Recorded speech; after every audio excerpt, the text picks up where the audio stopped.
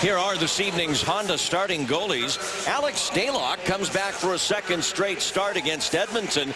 The indication earlier in the day was that Antti Niemi would start. He was first off the ice after the morning practice today, but not the case. Ben Scrivens, the winner on Sunday night in the first matchup between these two teams, goes again for the Edmonton Oilers. Todd McLellan obviously looking for more scoring from his group.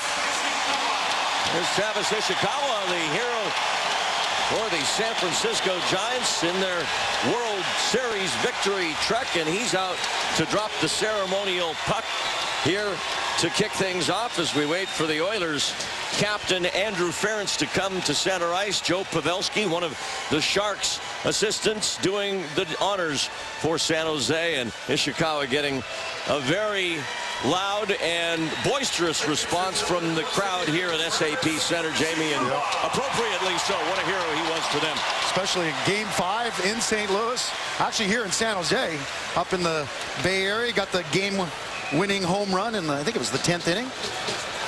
Sent this organization, the Giants, to the World Series. There's your coaches for tonight. Todd McLellan, Dallas Eakins. That had to be a pressure relief for he and his staff and the whole organization on Sunday, but the Sharks would rather that didn't happen, and they'll try and put the pressure right back on Edmonton here tonight. Our referees tonight are Francis Charon and Brian Pochmara, who you see there at center ice. Ryan Galloway and Shane Heyer, the linesmen, set to go. Second meeting of the season, second in a row. Sharks and Oilers in the opening face-off, controlled by the Sharks. On the win by Joe Thornton. Tomas Hertl on this line with Thornton and Joe Pavelski. Sharks are debuting a player, making his NHL debut tonight. We'll get to that in a moment as you look at the records for these two teams. The Oilers with 19 points on the season. They're in a deep hole already in the Pacific Division. Looks like they might be on their way to a 9th straight season without qualifying for the Stanley Cup playoffs. Sharks, on the other hand, with 32 points, right in the mix, just on the outside of that second wild card spot, or the 8th seed, if you will, in the Western Conference. Well, Calgary, Vancouver, and the LA Kings all lost in regulation to the Eastern Conference teams, so San Jose can make up some ground. And how about Buffalo as they knock off the Kings at home on a goal by Tyler Myers, and Jonas Enroth gets the shutout for the Sabres, so the Kings can feel the Sharks' pain, having lost in Buffalo this year. Of course, the Sharks did earlier this season, as Couture is knocked down in the face-off circle in the Oilers zone. And it's cleared back to center. My mistake, Tyler Ennis with the goal for the Buffalo Sabres tonight in that 1-0 win over LA. And now Yakupov, number 10, who scored one of the 2 goals for the Oilers Sunday night, sending it in. Stalock swinging it in the direction of Marc-Edouard Vlasic. Trouble getting it out on the forecheck by Jordan Eberle. Now it's cleared down by the Sharks, but controlled again at center by Edmonton as Mark Fane sends it across the ice, and it's fired in by Oscar Klefbom. Here's Klefbom, 84, behind the net and around to Tomas Hertl. Hertl trying to get it out, and again, Fane denies the exit play. Vlasic will try and get it out. Now Thornton on the far side will take it off the boards and give it away. Sharks really fighting it here in their own end on this first shift or two. Now they get it into Oiler territory, but it's played back out again by Tyler Pitlick, number 68. Taylor Hall on the wing for Ryan Nugent-Hopkins, who's wrapped up by Mirko Mueller. Now Mueller playing against Nugent-Hopkins on that far side of the ice. Pavelski will bump it ahead, and it's Hertl to Andrew Desjardins. He'll delay, fire it, and it's blocked. Comes right back to Desjardins. Can't make a play there as he's checked by Steve Pinizzotto. Now Mueller from the line. Scott Hannon with a shot saved by Ben Scrivens. And now Hannon will get it back again. He'll load up again. Scrivens has saved. Desjardins looking for the rebound. And the Sharks now with some pressure. 2 shots and a scoring opportunity there on that shift. That was the 4th line, getting the first couple of chances for the San Jose Sharks. Going to be a short shift for John Scott. Hertl got stuck out there. Joined the Sharks on a 3-on-2 and stayed out there. David Perron, but he comes in offside, and then down he goes in a collision with Brent Burns. Well, here's the Sharks lineup, and our line's brought to you by Xfinity. And keep an eye on the 3rd line, because that's where the change comes. And it's Melker Karlsson making his NHL debut for the Sharks, number 68. recalled from Worcester in the American League. Karlsson, 24 years of age, so he's not a young draft pick. Signed as a free agent out of the Swedish Elite League and playing in a National Hockey League game for the first time tonight. And congratulations to Melker. Yeah, huge congratulations. He comes off the ice here. Short shift for him. As in no shift, but what a night. He'll remember this game the rest of his life. Karlsson in 20 games in Worcester this year, 5 goals, 5 assists. He's, by all accounts, been one of the most consistent forwards for Worcester all season long. Got the call last night. Flew yesterday afternoon, flew into San Jose last night. Said he didn't sleep real well, a little nervous and excited. Sharks play Tyler Kennedy on injured reserve today with a lower body injury. Troy Grosnick also sent back to the American League, so he is back in Worcester, where he was the #1 goalie before his recall when Stalock was injured. And the shuffle continues of players back and forth to keep all the rosters set. As you look at the Oilers lineup, pretty much the same thing for them from Sunday night. Of course, coming off the win over the Sharks, but they have one change at the center position is Matt Hendricks, who's been out the last 4 games after blocking a Shea Weber shot, and that can knock you out for 4 games or more. He's back in there at center ice on the 4th line. Boyd Gordon's been battling a back injury, so he didn't even make the trip. Here's Perron, and that one deflects wide of the goal.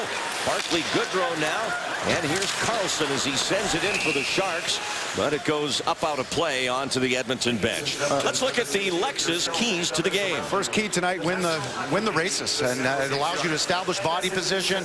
You're going to have a chance to win more battles. Todd McLellan thought that Edmonton won more races last game. Second key for the San Jose Sharks tonight, play physical. You can go after this Oilers team, finish your checks, wear them down. San Jose's a bigger team, and not only that, I think the Sharks, they get more emotionally engaged in games when they play physical as a team. We saw it in Calgary, Jamie, after a first period where maybe they weren't as physical, especially on the forecheck, as they had planned to be. They cranked it up and changed the game and ended up beating the Flames. And for my own sake, I like physical games, so I kind of put that keys in there partially just for my personal enjoyment. I think most fans do. Right? We're fans of the game. We like it. What can we say? There's a chance in front. Pavelski scores! Great pass from Thornton. A great finishing move by Joe Pavelski. You know what else we're a fan of? Awesome goals, and that's exactly what that was. Joe Pavelski with a beautiful backhand top shelf off a little spin around. We're going to see Pavelski just goes right in, facing the play, catches, all in one motion, far side, top corner. I think Scrivens is a little deep in his crease there, but that's Pavelski. The impressive thing, he boxes out the defenseman, Petrie, for the Edmonton Oilers. He allows himself to get the puck on his stick and still release it towards the net. 13th of the year for Joe Pavelski, his 24th point, and a beautiful goal by number 8. The only assist on the goal to Joe Thornton, his 16th helper of the year. Now they're adding an assist to Justin Braun on the play. A beautiful goal by Pavelski at 4:33. Pavelski is a master at getting open in the slot area. And there we get another look how he just has his stick in between Draisaitl and the defenseman Petrie. Releases it far side, just completely fools Scrivens. I don't think Scrivens even thought he was going to get a shot off. Sharks score on their second shot. Here's a shot on the backhand by Marleau, and Scrivens down to cover that one up in his goal crease. Well, Pavelski's the one that came out after the Boston game, said it was great to hear the fans chanting, "Let's go Sharks, let's go Sharks," at that game. And he goes, the onus is on us as players to get the energy and to have the fans come out and do that. And he's the one that scores the first goal here in the next home game. Gives the Sharks a lead, which they've talked about improved starts. They have one tonight.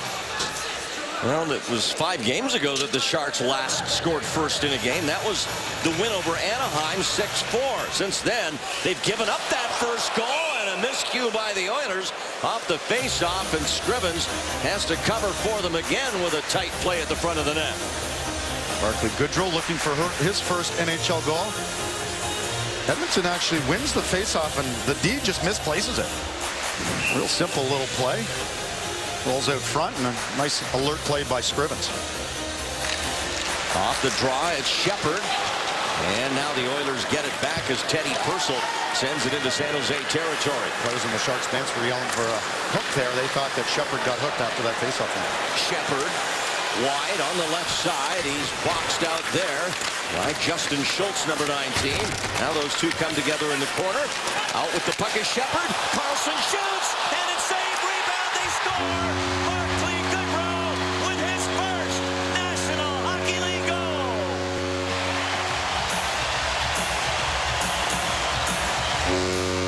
Well, enjoy that moment.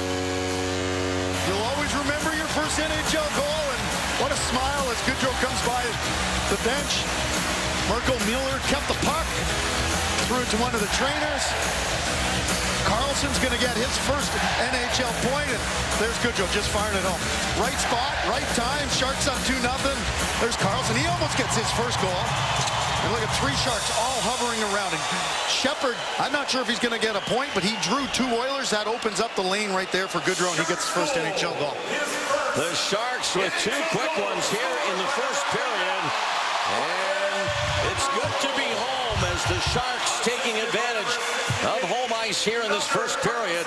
And now it's off the stick of Mueller. He'll give chase. So Barclay Goodrow, playing in his 14th NHL game, gets that first goal. And Carlson, playing in his first NHL game.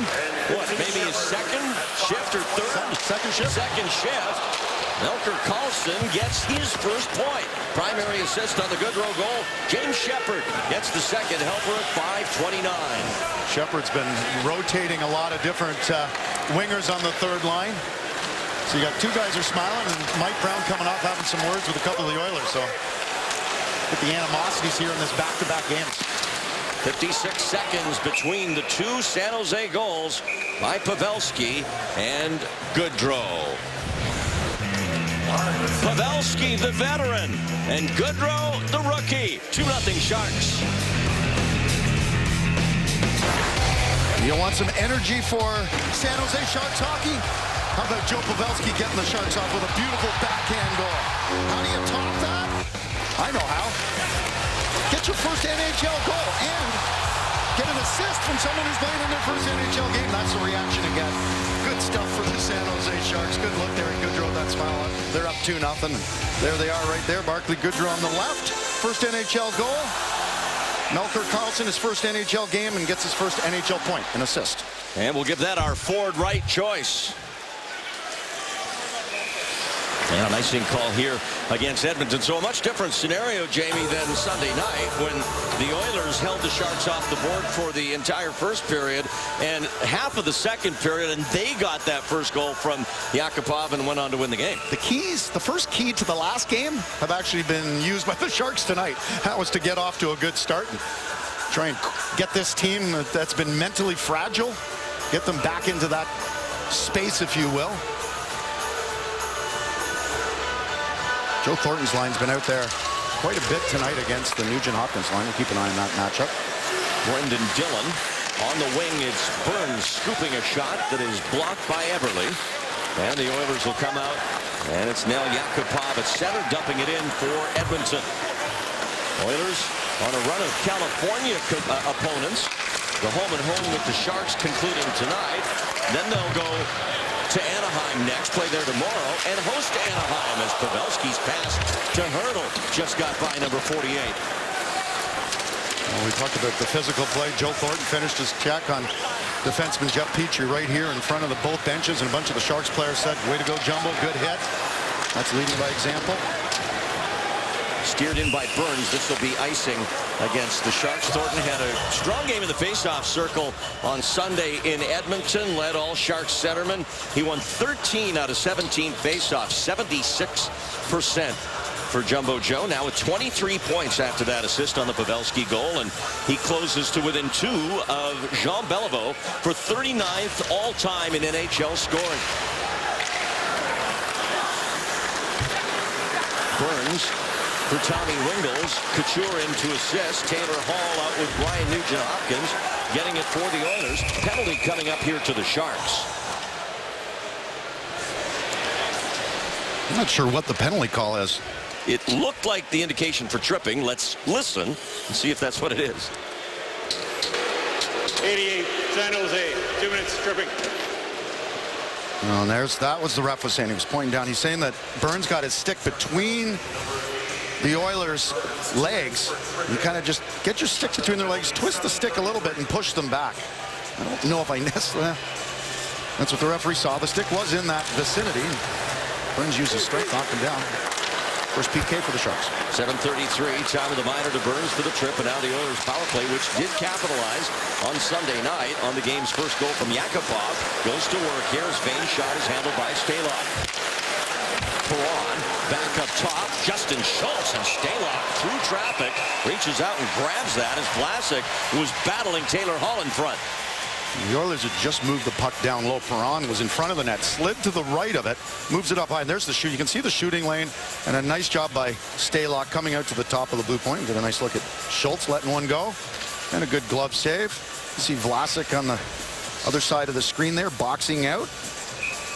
The forward for the Oilers, making sure Stalock, his goalie, could see the puck. Fein to Schultz. They go back to work. Another save by Stalock. Able to cover as Perron and Braun were tussling just a little bit, and the Oilers getting that power play goal on Sunday. One of those situations where they've been few and far between this year. The Oilers with just 11 power play goals this year, and they come in tonight ranked 26th out of 30 teams in that very key area. Well, one of the things Dallas Eakins has been talking about, he talked about it this morning, is getting more shots when they're on the power play, getting bodies in front of the net. Schultz loads up and he shoots it wide. The Oilers are getting a lot of bodies in front of Stalock, but so far he's come up with 2 good saves here on this Edmonton power play. Brendan Dillon will toss one at the Oiler net. Scrivens catches it and lets it go to Schultz.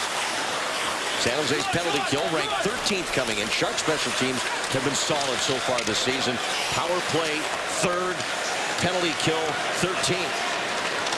Both forwards for the Sharks up ice, being aggressive in the offensive zone. Nugent Hopkins sends it back to the blue line. Schultz to Perron. His shot into traffic, kicks back out on the far boards to Hall. Sharks number 4, Brendan Dillon, ahead to Couture, and Logan will get it out to center ice. Good battle win there by Couture. Wingles now clearing it out. Down to 35 seconds on the Edmonton power play, with the Sharks leading here in the first period 2-0 on goals less than a minute apart. Yakupov wrapped up by Braun. Now room and time for Teddy Purcell. He'll send it to the line. Jeff Petrie. Klefbom, and his shot blocked by Goodrow. Purcell trying to keep it in, and does. Leaves it for Yakupov. Nice pass out to Klefbom. Now Klefbom to Eberle. Eberle delays. Back for Oscar Klefbom. To Petrie. His shot off a San Jose skate. Recovered by Jordan Eberle. He'll circle around. Gets it to his forehand. Nice give for Yakupov, and Stalock makes the pad save. Burns out of the box. He's got Goodrow with Desjardins. Goodrow, the pass got through the legs of Petrie, but just caught his back skate. Otherwise, Desjardins in alone. Good effort there from Burns. That was the right idea. Good penalty killing shift here from both Desjardins and Goodrow. 3 shots on goal for the Oilers on that power play. Stalock saw them all. Kendricks. Here's Draisaitl, and Stalock down on his pads makes the stop. We'll be back at SAP Center. For our El Camino focus on winning, let's do a little ISO on number 44 while he's penalty killing. That's Marc-Edouard Vlasic. Just keep an eye on Vlasic. He's going to come across the ice. He's going to go down, take away the passing lane, allowing the other 3 guys to come back.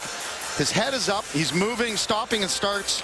Great stick. We're going to see him come down. He's always looking over. There's a change. Boxes out right in front of the net. Great look there from Vlasic. You know, he doesn't move a lot out there. Like, he didn't have to chase all over. He uses his hockey sense, his anticipation, communication skills, and what a stick. Plus 12 on the season. Marc-Edouard Vlasic.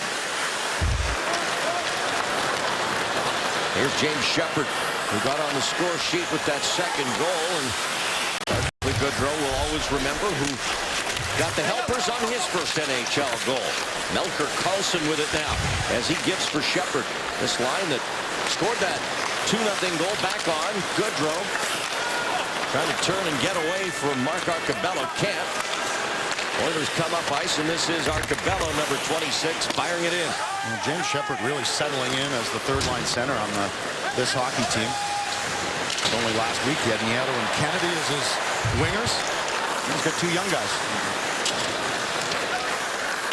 Sharks changing on the fly here as Taylor Hall goes to Jeff Petrie. On the entry, it's Pitlick. Not cleared. A shot wide. Tyler Pitlick shoved out of the way by Vlasic. Now Taylor Hall. Hall, the Oilers' leading scorer, tied for the points lead with 17 as Wingles tries to get past Andrew Ferguson in on goal. And now the Oilers come out of the zone. Pitlick. He'll just dump in as they change up. Starts 5 straight at home for the Sharks. Next up, they'll have Minnesota Thursday, Nashville Saturday. Then the Oilers are back here on next Tuesday. Or Thursday, rather, the 18th. Here's a chance for Hertl. Gets the rebound, too. Lots of bodies in front. He can't get a second opportunity. Mueller steps up. Eberle there to clear it up for Leon Draisaitl.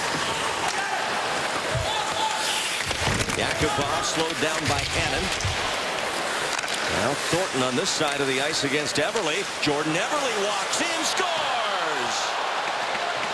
Well, it looked like the Sharks had control of the puck in their own end of the ice, but they did not. And Jordan Eberle just waited for Stalock to go down and makes it 2-1. Well, that was gift wrapped right there by the San Jose Sharks. Pavelski didn't realize where Eberle was. Nonetheless, you're going to see that's a nice pass. Really nice pass from Draisaitl, and then no help for Stalock at all. You got a guy like Jordan Eberle with that kind of time. You can see Hannon backs off trying to take away the pass, and that just gave up actually more room for Eberle. He made a nice little fake and went to his forehand just like that. It's 2-1. 6th of the year for Eberle, coming here at 12:08 of this first period. Third goal of the period.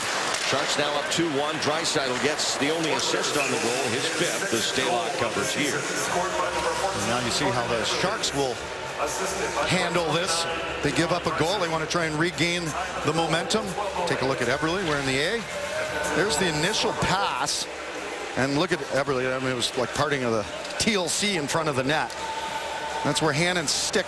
He wants to take away the pass, but at the same time, you can't allow someone to come in and have that much time and space to deke. So Edmonton with a response here in the first period. After those goals less than a minute apart by Pavelski and Goodrow. It's one of those times maybe Hannon's the best decision. He's only got a quarter of a second to make a decision.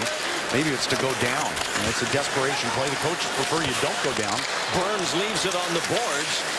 And the Oilers, Steve Pinizzano, tried to get it to the net. Now Matt Hendricks. And he snaps one that's blocked. Keith Ollie. Oilers keeping the pressure on. Luke Gazdic. Pinizzano can't control behind the goal line. Desjardins will swing it back to Brendan Dillon. Under 7 left here in the first. Dillon didn't like his passing options coming out of ice, so he turns back, allows the Sharks to get a couple of guys to change, and still dumps the puck in. Nice experienced play from Brendan Dillon there.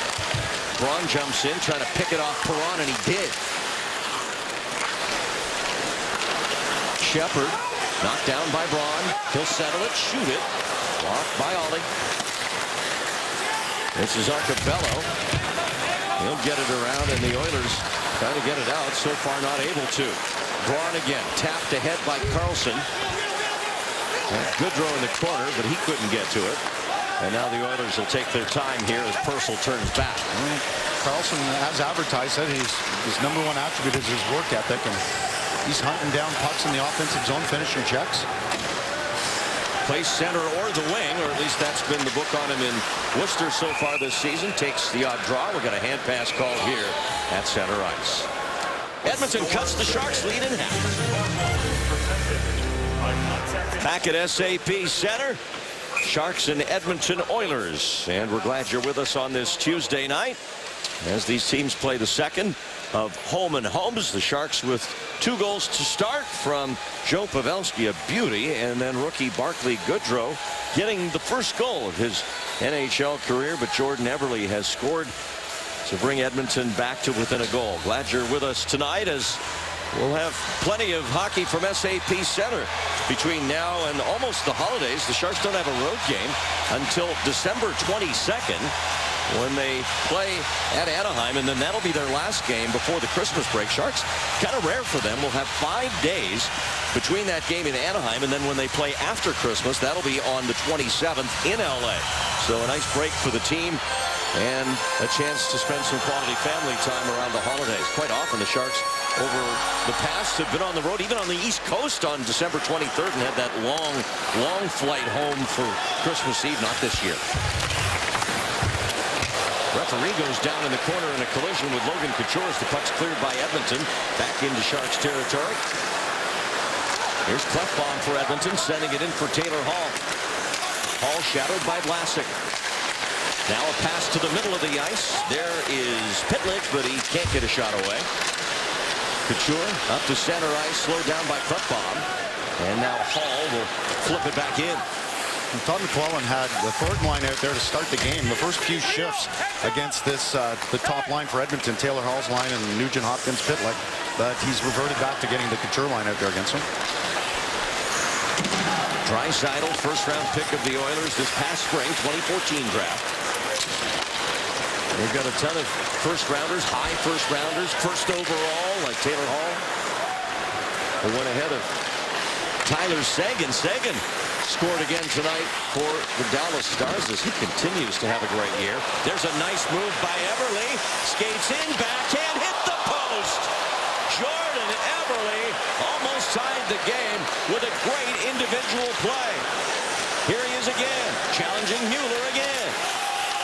This time Merkel gets a stick in there and breaks it up. Edmonton yelling for a holding penalty on Mueller, and he's the one that turned the puck over that gave Eberle that first opportunity, and what a move. He comes out, you see his reaction going to the bench, frustrated. He had a good opportunity to get his second of the game and tie this up. Gazdic, that's broken up. Here's Mike Brown, just lost his balance. If he doesn't, he might break in against Barons. Sunday night, the Sharks lost for the first time with Mike Brown. Now a fight. Andrew Desjardins on the far side, and it's Pinizzotto for the Oilers. They both got their licks in, but now they're down. Steven Pinizzotto and Andrew Desjardins. Now it draws the attention of all the players. Everybody on each bench was standing up. Pinizzotto and Desjardins going at it. They'll end up heading back to the dressing room. And we'll take a look how this starts. There's Desjardins. Just a simple little play. And off they go. Pinizzotto looked like he wanted to go in that situation. And here's Eberle coming in. Goes past a sliding Hannon, sorry. And there's a good look, an overhead look right off the inside of the post. Nice move by Jordan Eberle. Goaltender's best friend, the post. Keeps this thing 2-1 Sharks. There's Eberle's numbers on the year.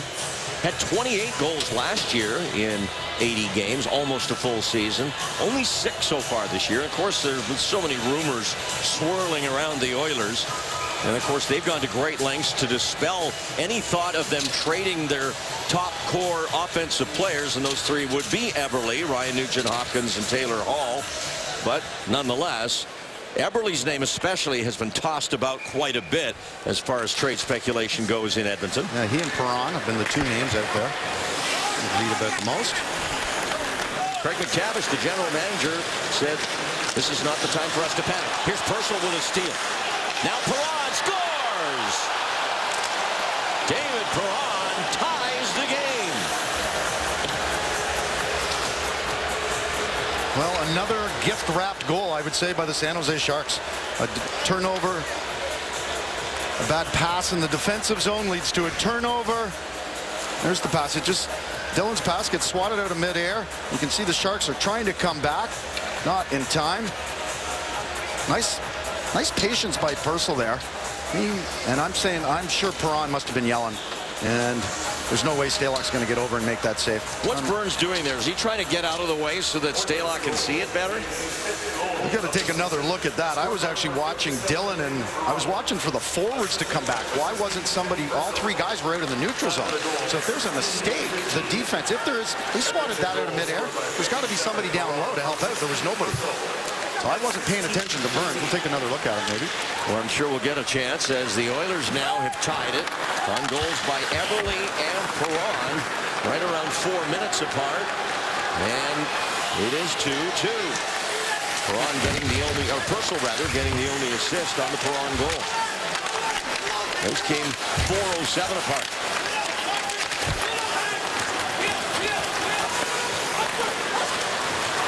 Klefbom. Teddy Purcell sends it in. Trying to get it back from Perron. Goodrow sends it up the near boards. And Carlson back to Justin Braun as we're under 3 minutes left here in this first period. Shots are 7-7. Goals are 2-2. Shepherd can't get it through past Pitlick. His shot wide, but comes to Hall. He'll drop it for Nugent Hopkins. Back for Taylor Hall. Andrew Ference, Edmonton's captain. Patty's gonna need you. Oh, maybe not. Now a steal behind the net. Nugent Hopkins had it. Pitlick, far side. Hall saved by Stalock. Like San Jose has allowed Edmonton to get back into this game, and it's rejuvenated the Oilers. They've got a little more jump right now than the San Jose Sharks. Nugent Hopkins again. Spins away from Braun. Takes it to the net, and his shot denied.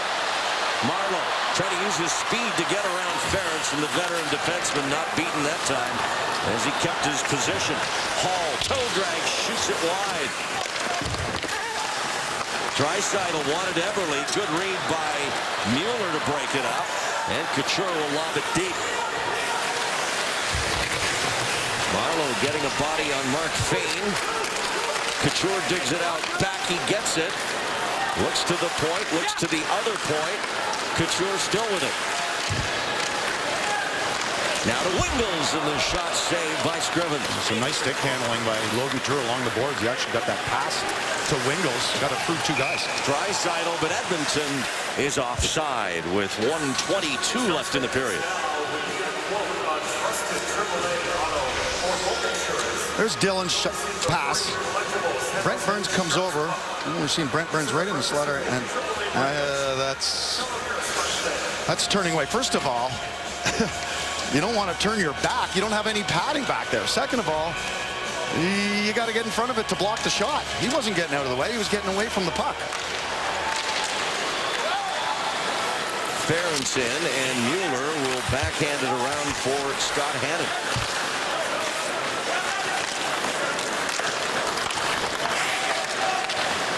Now Pavelski struggling to get to center. Joe Thornton will go across with it, and Tomas Hertl will slap it in as we're under a minute left here in the opening period. A 4-goal first period here at SAP Center so far.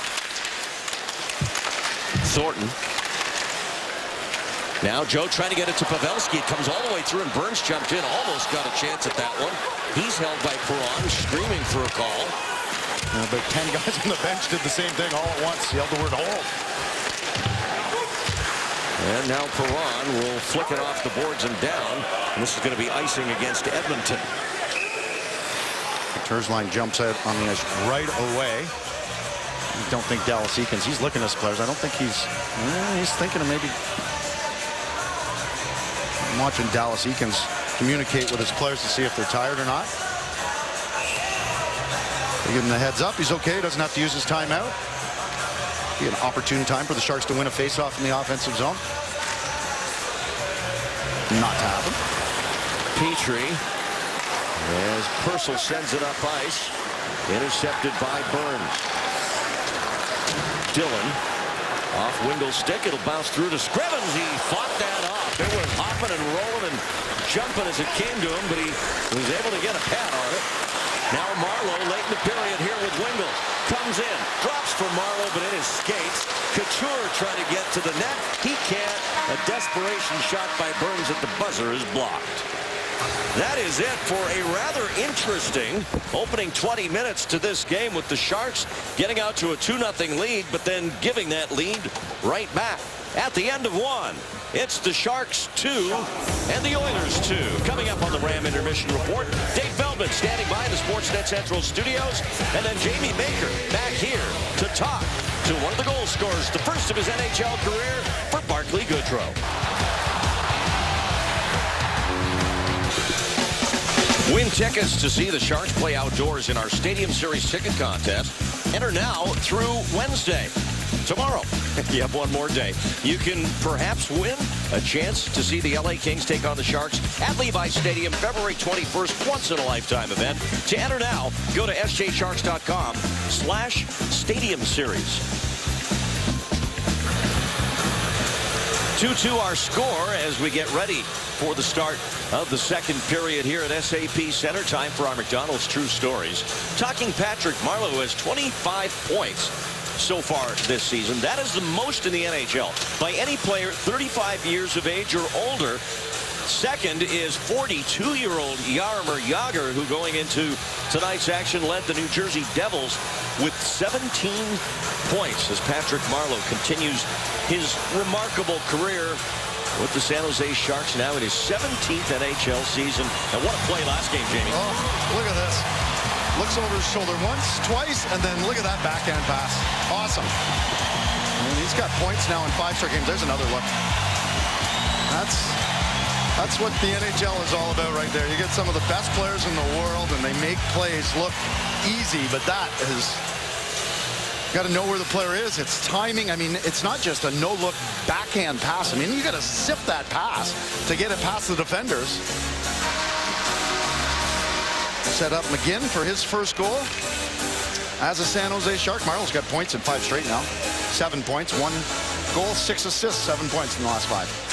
Second period underway. The Sharks begin the second period without Marc-Edouard Vlasic. He is not on the bench, and we'll wait for a report from the Sharks, but it appears he has suffered an injury of some sort in that first period, as the first shot of the period comes from James Shepherd, and it's handled by Ben Scrivens. Let's look at his last shift played in that first period, Jamie. You can see Vlasic, that's him right there with the puck.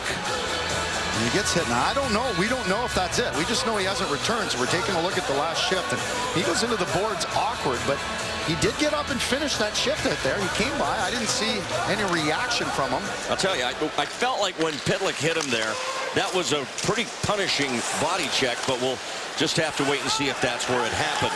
Vlasic in that first period played 7 minutes and 28 seconds, so that's right around where Braun had minutes in that first period. Braun was 7:30, so yeah, that was right at the end. That was right at the end of the period. He's not back here, so Jim Johnson, Larry Robinson have some juggling to do from a defenseman standpoint. They're down to 5, and the best defenseman on the team is back in the locker room, and we hope that it's not back. Petrie launches one from center ice, and that was just wide. And now Burns, who starts the period with Dillon, that pair together. But there could be some mixing and matching with them, too. We'll just wait and see how the coaching staff manages the 5D situation as it's played off the near boards and back down the ice. Icing called here against the Oilers. You can rotate all 5 defensemen if you want. Just keep mixing and matching different guys. Or you can keep Dillon and Burns out there as a tool and then work the other 3 in. One of them's Mueller, of course. You got Scotty Hannon and Braun. Arcabello Pinizzotto and Desjardins just skated out of the penalty box, finishing up their major penalties for fighting from back in that first period. So from that standpoint, the team's at full and even bench strength, but the Sharks down a D-man. As Klefbom plays it ahead, this is Braun keeping it in. Braun out there with Mueller on this shift. Thornton taps it ahead. Here's Pavelski with Hurdle. Shoot save by Scrivens. That was a mask save by Ben Scrivens. Hurdle with a great scoring chance here early in period 2. Good speed through the neutral. Good scoring chance. Pavelski, who had a terrific goal in the first period. And Andrew Ferentz coming back. One of the Oilers is slow to get to the bench. Leon Draisaitl, he collided with Braun down in the corner there and went into the boards awkwardly, and he is in pain. First round draft pick, 3rd overall last year for the Edmonton Oilers. We take a look at Braun, he's fine. And there's the can't tell whether that was a mask or the chest save from Ben Scrivens off Tomas Hertl. Todd McLellan talked about he thought the Couture line was good last game. He challenged this morning the other 3 lines to play better. And that Thornton line's already got a goal. Pavelski, and they had a good chance there. Well, the mixing and matching on D is on as Brent Burns out there now with Hannon. Taylor Hall skates in. And Stalock the save as Hall got a pretty good look there. Sharks fans, now you can feel every home game televised here on Comcast Sportsnet with 4D sports technology. Sensors around the rink capture the impact of players crashing into the boards, and that data is then added to our telecast, enabling you fans at home to feel as if you're sitting right on the glass. All you need is the wireless butt kicker kit, available online at Amazon.com and at ShakeMyCouch.com. Face off in the San Jose zone. Sharks need to do a much better job on the draw than they did in the first period, where the Oilers won 68% of them. And don't see that too often, Jamie. I'm still happy for that company that they got Shake That Couch was available, the domain. Now Perron back down to Purcell and knocked down by Stalock. And Fane got it away from Marleau. Perron behind the Sharks net, trying to get it out front. Stalock with a good stick there to block the pass. But it's back to Perron again. And Couture will send it down. This is going to be icing against the Sharks. And now Perron and Braun on the far side of the ice going at it a little bit. They separate. You talked about face-offs. It's the first battle. It can be indicative of the compete level of your team. And for the San Jose Sharks, as you just alluded to be at 32% after the first period, that is not good enough. And that's not just the centerman, it's the wingers and D's responsibility to get in there. A lot of times it's a 50-50 battle. Someone else comes in and has to win it for you. Joe Pavelski probably had the toughest time of any of the centermen. He lost 4 of the draws he took, of course playing on the wing on the Thornton line, but still taking a lot of the face-off. And you're right, team effort. It's not just the player on the dot. And you would know that. You were on that spot many times in your NHL career. Centermen talk to the wingers all the time. You want to... Chance here, Yakupov, and the save by Stalock. And a nice one indeed off Draisaitl. His first shift since he went off a little bit awkwardly. Here's Draisaitl again. Into Yakupov. Oilers setting up shop in the Sharks' offensive end of the ice, or defensive end of the ice here in this second period. Pretty much been all Oilers so far. Down for Draisaitl. He's checked by Wingels. Marleau will play it up through center. Couture trying to strip it, but he couldn't get it away. And it's played back up by Ollie. Well, San Jose, for the 3 or 4 shifts in a row, they've spent the first portion of the shift in the defensive zone. They finally get possession. They just dump it in and change. You're just giving the puck back to the opposition. Scott down to Mike Brown. Brown trying to skate away from Petrie. Desjardins comes in, but the Oilers are able to clear the zone. Pinizzato at center, pushed ahead by Mueller for Scott. Now it's Brown. He's got Desjardins going to the net. The shot save, rebound, and Brown with a great chance there, but Scrivens able to come up with a big save. And nice job there by Desjardins going to the net, creating a distraction. Is there for a rebound. Icing call against the Edmonton Oilers. There's Brown. He saw shot all the way. There it is. There's a nice look at it. Good save by Scrivens. Desjardins got the rebound, but Scrivens had that left pad down flat and made a second save. There's some good energy there from the Sharks' fourth line.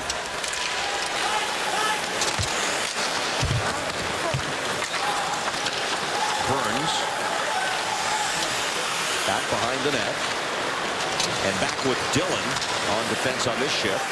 Up to Hertl at center ice. He'll skate back into his own end. Oilers trying to string 2 wins together here after losing 11 in a row. going into this past Sunday night. Well, Authentic Fan Thursday is back. This Thursday, the Sharks host the Minnesota Wild here. Buy your tickets in our Authentic Fan section and get great prizes. This week's prize, an Authentic Sharks fan flag and a cheer card. Go to csnbayarea.com/AFT. Andrew Ference whips a shot that was tipped by Nugent Hopkins. Hall turns, fires, and that'll be deflected up into the netting behind the San Jose goal. And one of the things the Sharks coaching staff is going to do, the defense, Jimmy Johnson, Larry Robinson, and when there's an opportunity to change the D, they will keep changing them. They don't want them to get stuck out there. So you may see some defensemen out there 20, 25 seconds. They'll get them off, because if you don't change then and they get stuck out there, one of them's going back. One of them's going to get double shifted. You don't want to start building up lactic acid in your legs and have a carryover effect. Of course, he's so talented, and you already said best defenseman for the Sharks, Marc-Edouard Vlasic. What do the Sharks miss when they don't have him in the lineup? Stability on defense, a calming presence. He plays against the other team's top line. Second power play, first penalty killing unit. One of the best. I think he's one of the best shutdown defensemen in the NHL. And again, we await word on Vlasic, who obviously is being evaluated at this point right now, but did not come out to start this second period. He's also second on the team in minutes. Puck gets deflected over the glass. He's second on the team in minutes behind Brent Burns, and Brent Burns has more minutes because of his power play time, but is now, you lose your number 1 D. That means your number 5 D rolls up into a 4 spot. It means you're going to have different matchups. You're going to have more ice time. Your number 3 D defenseman is now, you're moving up to number 2 spot. So it's an opportunity, but a challenge. Matt Irwin, healthy, available, not in the lineup on defense for the Sharks tonight. Bob McClellan telling you, get the puck deep. Let's get the forecheck going. Cannon, tip, score! Logan Couture, and the Sharks regain the lead.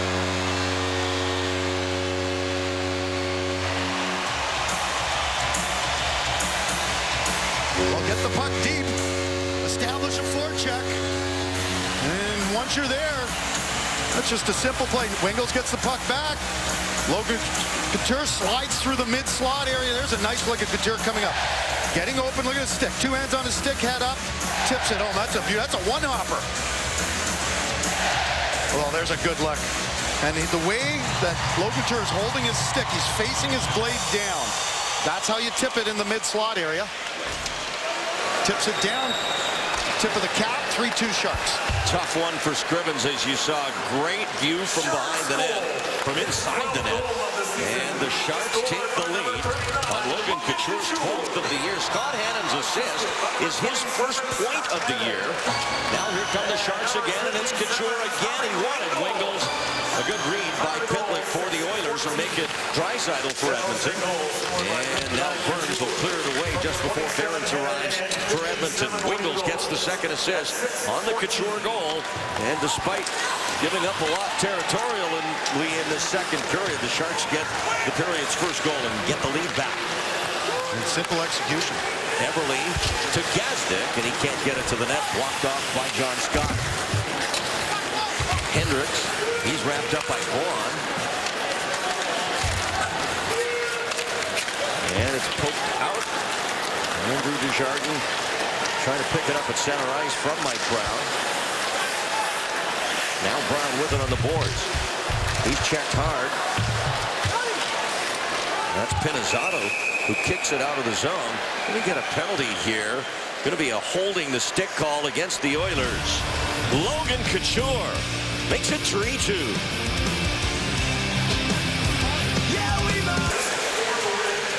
Win battles, get pucks and bodies to the front of the net. Logan Couture, we're going to see him come into the screen. And there's that tasty little tip. And then the fourth line, you can see John Scott's stick getting held after a good forecheck from the Sharks' fourth line. So not only do they provide energy, they put the Sharks on a power play.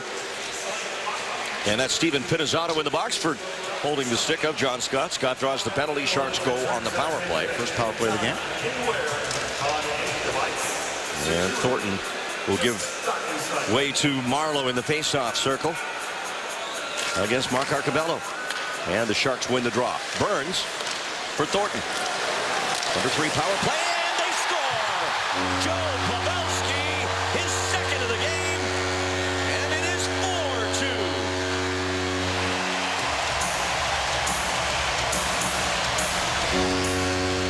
Great passing. Patty Marleau comes down low and just one touches that pass to Joe Pavelski. You can see Pavelski's going to go to the front of the net. There's Patty Marleau. Watch Patty Marleau.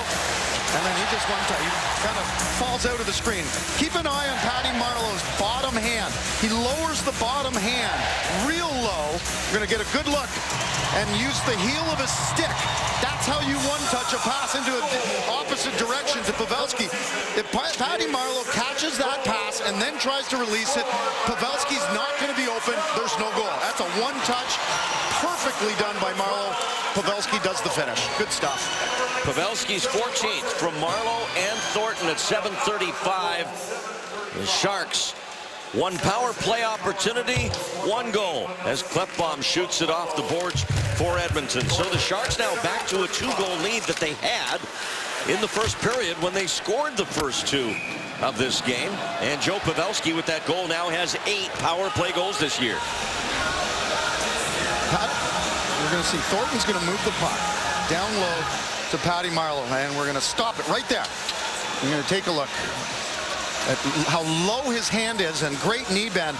Look at how low he ended up when, and that was the only way Patty Marleau could get that puck fast enough to Pavelski before a defender gets their stick in the passing lane and Scrivens gets over to be able to make the play.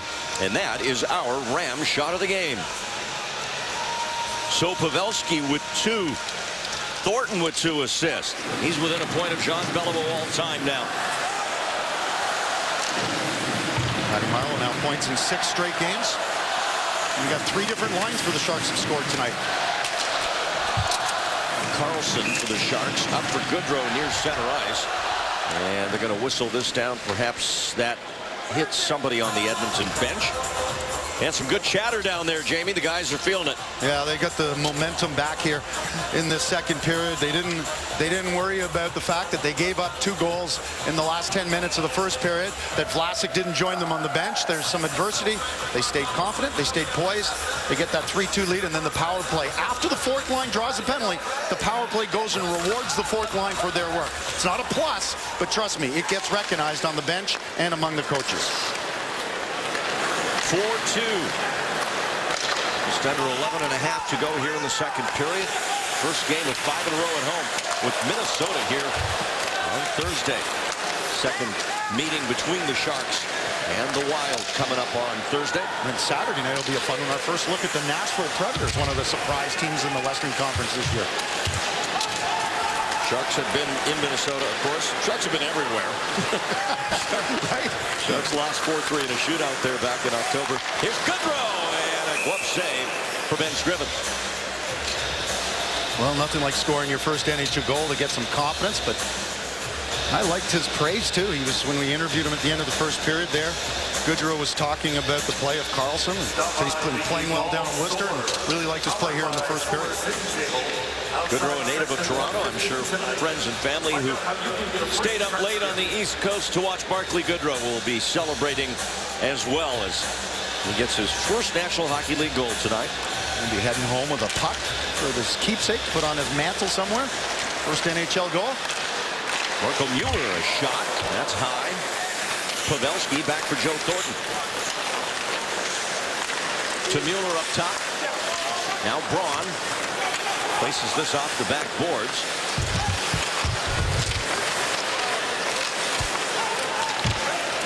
Mueller. And a good stick there by Arcobello. Broke it up. And Mark Arcobello sends it into Sharks territory. One thing Mueller's still working on and adjusting to is positioning his body before he gets the puck, so when he does get the puck, he can make a play. There's just not as much time in the NHL than you get in the junior leagues. And it takes time for something like that to happen. Run, but the Oilers called offside. Another multi-goal game for the big Pavelski. 2 goals tonight. That gives Pavelski 32 games in which he's had a multi-goal performance. Ties him with Jonathan Cheechoo on the all-time team list. 2 away from Owen Nolan. Got a little catching up to do to catch Patrick Ways to go, eh? 28. Could easily become number 2 on that list this season. He's had 2 goals last Thursday night when the Sharks played Boston here. So that's 4 goals here at SAP Center in the last, what, 4.5 periods. Pretty good stuff. Joe Pavelski with that goal, the second goal on the power play, now is a co-leader in the NHL with 8 power play goals as he joins Evgeny Malkin, Brock Nelson of the Islanders, who had one tonight. So the 3 of them share the NHL lead in power play goals. Brock Nelson, it's just a good hockey name. Pavelski, and if you look where he scores most of his goals, he's within 5 to 10 feet of the blue paint. It's not that big, but man, is he crafty. He's got great hockey sense and just gets his stick open. And pays the price. Yes, he does. Scott for Desjardins. And Desjardins with a big hit down low as he got all of Keith Ollie there. And he comes back and gets Pinizzotto at center. A crash bang shift for Andrew Desjardins. Schultz. And now Ollie playing ahead. And look at it, it's infectious. Brent Burns with the butt check. And Schultz plays it across. This fourth line, they know their role, and they go out and do it. They keep it simple. Get pucks deep, and they hunt, they chase, they finish their checks. And the rest of the team feeds off their energy. And you talked about it. The Sharks are a bigger team than the Edmonton Oilers. That size comes into play in a number of ways, but that's probably the most obvious way if you're willing to play that way, and the Sharks are tonight. Well, it forces the other team. When you know you're going to get hit and hit hard, you start releasing the puck a little. You pass it a little bit earlier. You chip it out earlier. Marleau tried to thread the needle through to Couture, who takes a shot, and Scrivens will make the save. The big Pavelski having a big game tonight here against the Oilers. Welcome back live to SAP Center. Brody Brazil here with Giants postseason hero Travis Ishikawa, who dropped the ceremonial first puck tonight. You grew up in the Pacific Northwest, but no hockey background. No hockey at all. It was baseball, basketball, football. I didn't get into hockey until it was 2010 when these guys are making their playoff run, and I spent a lot of time not playing, so I was in the training room before getting stretched before games or during games. We'd have the playoff games on and watching the Sharks play and just being as awesome as they were. I just got hooked, and I still don't know enough about hockey, but I just know I want Sharks winning every night. You had an amazing personal journey last season, going from unknown to a World Series champion by the end. What of that can you relate? What could you pass along to this current Sharks team and players? Just not to give up. No matter what the situation, circumstance, you always got a chance to win. Just never, keep trying. And I guess to feed off this crowd is electric tonight. It sounds so loud. So, feed off these guys and go win a championship. Glad you're feeling it. Travis, thank you. All right, thank you, guys. Boyce, back to you. There you go. Feed off that energy. Some great advice from a world champion as Stalock makes the save and grabs hold of it. We have some activity after the whistle here. Some bear hugs and some smell the glove action. We have an update from the Sharks Media Relations Department on Marc-Edouard Vlasic, who did not come out to start the second period. And the word is that his return to tonight's game is questionable. So not 100%. He's not coming back, but it doesn't sound very promising for Vlasic for the rest of tonight.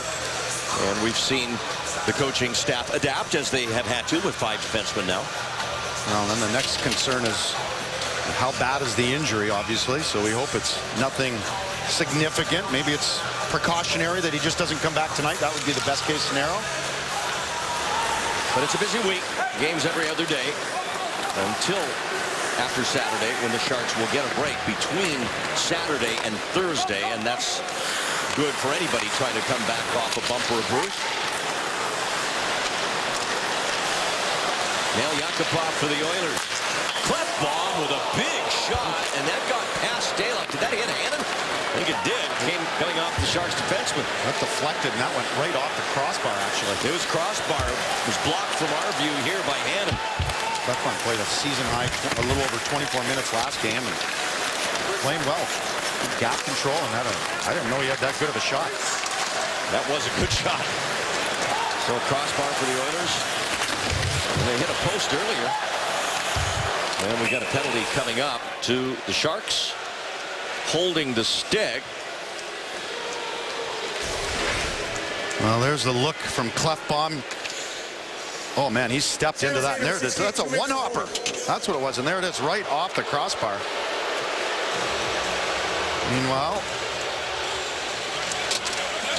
here's the penalty, and it's going to Melker Karlsson in his first NHL game. He already has his first point, and now he's got his first penalty. he played. He's on the score sheet a couple of times. So the Oiler power play with a chance to cut the Sharks lead to a goal. It's 4-2 San Jose. Sharks had a 2-0 lead. Oilers tied it. And then in the second period, goals by Couture and Pavelski have given the Sharks that cushion again. Killed off 12 of the last 14 over 5 games. And this is an important one right now. Want to maintain that 2-goal lead. Don't give this Oiler team any thought of coming back again from a 2-goal deficit.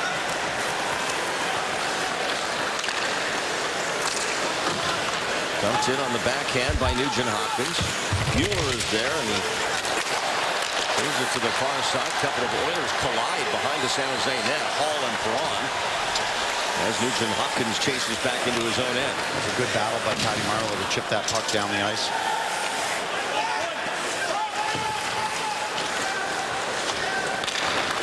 Perron. He has one of the 2 goals tonight, and he had the winning goal Sunday night for Edmonton. Petrie boots it ahead. Nugent Hopkins for Perron, and he'll drop it. Ryan Nugent Hopkins up top. Petrie shot saved by Stalock. Battle for the rebound. And Burns doing a good job blocking off Perron's path toward that loose puck. Dillon tried to spin and go to get that puck to his point. That's 2 failed clears here by the Sharks. Burns couldn't get it out, and now Petrie from the point. Jordan Eberle flicks it back. Petrie, the one-timer. Clefbaum kick save by Stalock.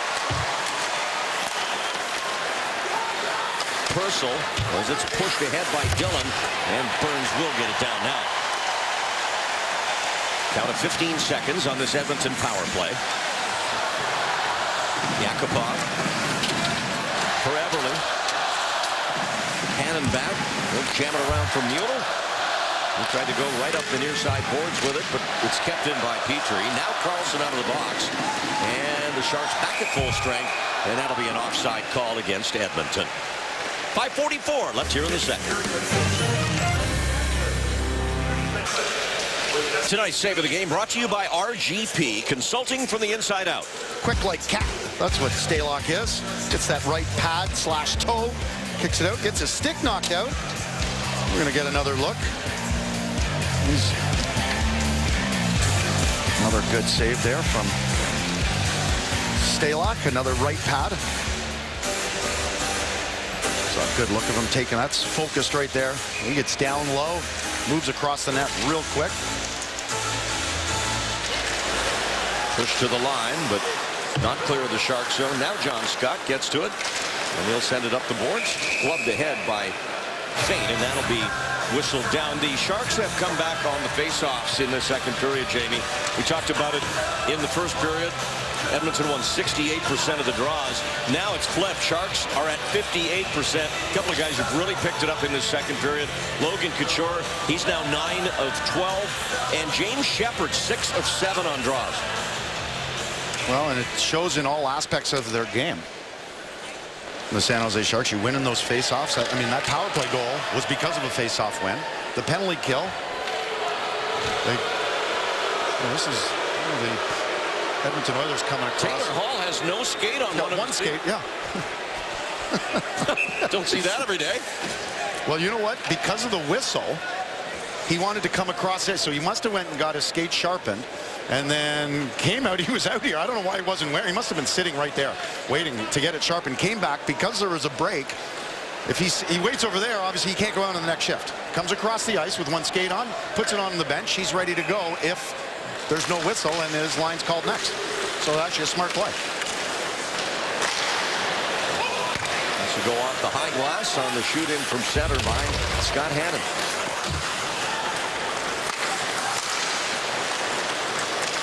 That's center ice. And Hendricks. And he'll lose it to Mirko Mueller. Bumped off the puck, but able to move it. Andrew Desjardins chasing it down against Mark Fane. Who slides it back up the ice. Sharks goals tonight, 2 of them from Pavelski, the others for Goodrow and Couture. Everly and Perron, the goal scorers for the Oilers. And these teams will meet here again a week from Thursday. Not often you have the same team twice on the same homestand. Hendricks taking a look back to see who. Mike Brown. Mike Brown is shaken up. He went to hit Hendricks. And John Scott helping him off the ice, so we'll keep an eye on that. Brown is really in some pain on the San Jose bench. Oh, man. Vlasic already out. You got Nieto and Kennedy are hurt.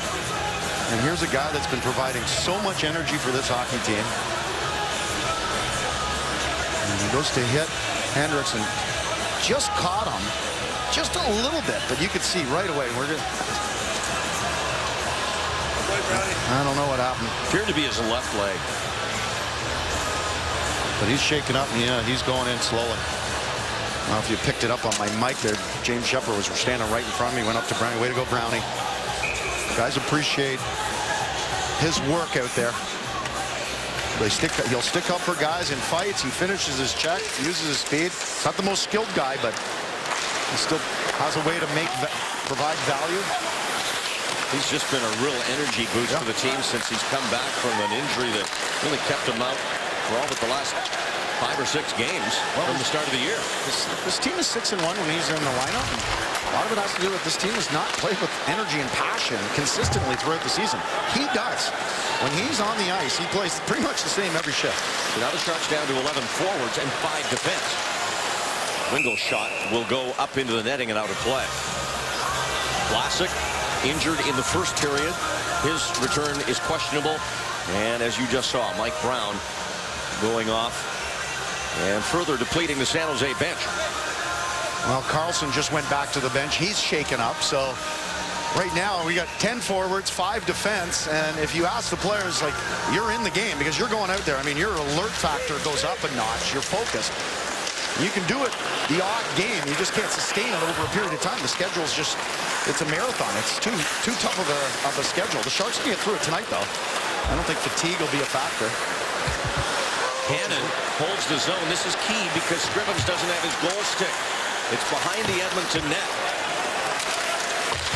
Petrie to Perron, and they will get out, and that'll give Scrivens time to get his stick back as Stalock makes his save.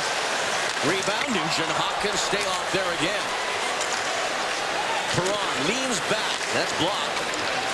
Hannon sends this down. It'll be icing. So Melker Karlsson goes to the Sharks dressing room as well. Well, do you have a Sharks fan on your holiday list? If you do, the holiday pack, the perfect gift. 4 games, including the Stadium Series game at Levi Stadium. You get a long sleeve shirt and a knit beanie starting at $269 per pack. Go to SJSharks.com/holiday pack for all the details. Well, with 2 more Sharks heading back to the dressing room, you got a 2-goal lead, 3.5, a little over 3 minutes left. You just want to get to the second period with a minimum here, this 2-goal lead. Wingles gets that out past center ice. Thornton there. Now Thornton circling back in the neutral zone. Lost it as Purcell brings it across. And that puck was rolling on him. Teddy Purcell, and that changed direction, but it floated up long enough to give Stalock a chance to make the adjustment. Makes the save. Dropped his stick while doing so, but he's got it back.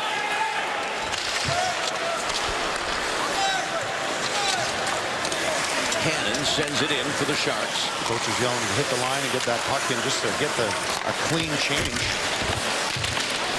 James Shepard. Stick handles his way to some more space, but then Yakubov comes in, takes it away. Now Goodrow with a good play. But Ferentz ends up with it. And Arcabella will drive it off the high glass on the far side down into the San Jose end of the ice. A giveaway by Braun to Yakubov. Back in come the Oilers. Everly shot, saved by Stalock. Braun tried to clear, but it hit the referee skate in the corner. Stays for the Oilers. to Ferentz. Gets it back from Eberle. And he blocks a shot, or takes a shot that's blocked out by Goodrow.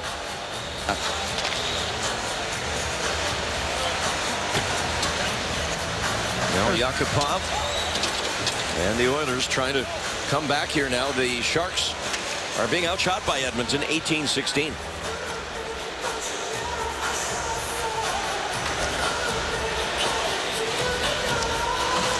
Yakupov was the first overall pick back in 2012 and still trying to find his way in this league. A shortage of skill. Couture now. From the corner boards. Burns thought he could get to it. He could not. Now he gets back on D. It's Perron, and a shot off Dillon's stick out of play. Good communication there between Burns and Dillon. And that's one thing when we talked to Brent Burns at the beginning of this game and how the chemistry of he and his D partner Dillon. He says he really likes Dillon. He communicates a lot, and that's exactly what that situation was. Dillon says he's got the one-on-one. Burns kind of gravitated back to the mid-slot area. And the Sharks give up a perimeter shot that was not much of a scoring chance at all. Larry Robinson back on the Sharks bench. He was not with the team on their Western Canada trip. On assignment for the organization as Eberle skates in. Stalock to save. Eberle going 5-hole on Alex Stalock. I've seen the Oilers bat a bunch of passes down. It led to 1 goal in the first period. And it's just led to 2 scoring chances here. Scrivens juggles that one. And now Eberle skates it up the wing. Mueller back. We mentioned Minnesota's in here on Thursday night. They were down 4-1 going into the third period on the island tonight. 4 unanswered goals by the Wild as they pull off the comeback and beat New York by 4. Koivu, Haula, Vanek, and Niederreiter with the winner in that one. We'll see them all here on Thursday. Long trip for them from the island to the Bay Area.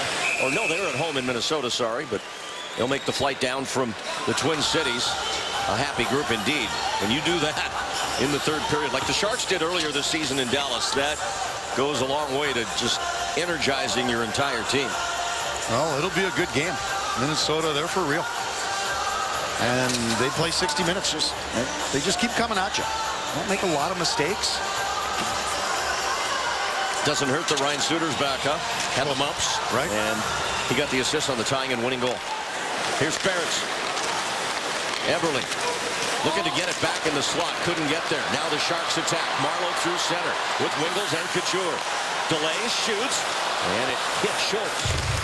That's the right idea from Marleau. He stops up, lets Wingles go to the front of that. Just get the puck anywhere near the front. Dillon to his stick off his skate. Nice play. Save made. Braun back for Wingles. Across for Marleau.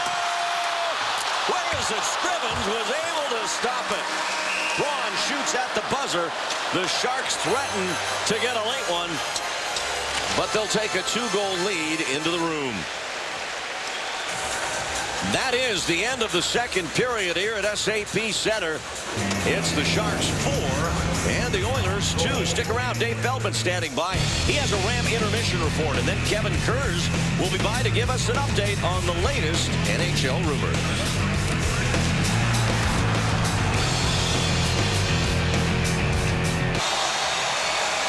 Time for Geico, this date in hockey history, December 9th of 1989. The then president of the NHL, John Ziegler, announced plans to expand the league from 21 to 28 teams within the next decade. And by the 2001 season, 9 teams were indeed added, beginning with the Sharks, who came into the NHL for the start of the 1991-92 season. Underway with the third period, and Jamie, looking down the bench, there are some empty seats. Yes, lots of leg room. Vlasic not on the bench. Melker Karlsson, his first NHL game, not on the bench. Mike Brown, not on the bench. So the injury bug has hit the Sharks here tonight. They've been dropping like flies, and it is obviously a concern.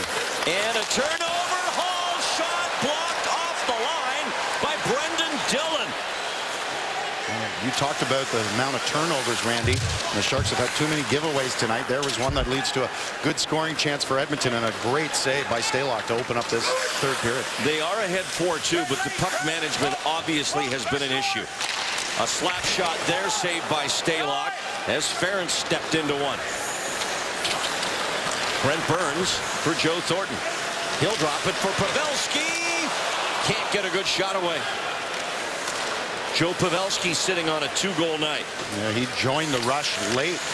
Found an open spot, but a good back check by the Oilers there to take away that scoring chance. Now Tomas Hertl wraps it around, but he couldn't get it on goal. And he had Scrivens diving too. Hannon changes the angle. Nice skating move, and Scrivens reaches out for the glove save off Scott Hannon.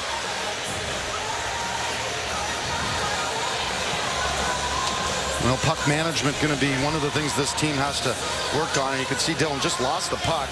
And look at that pad save by Alex Stalock.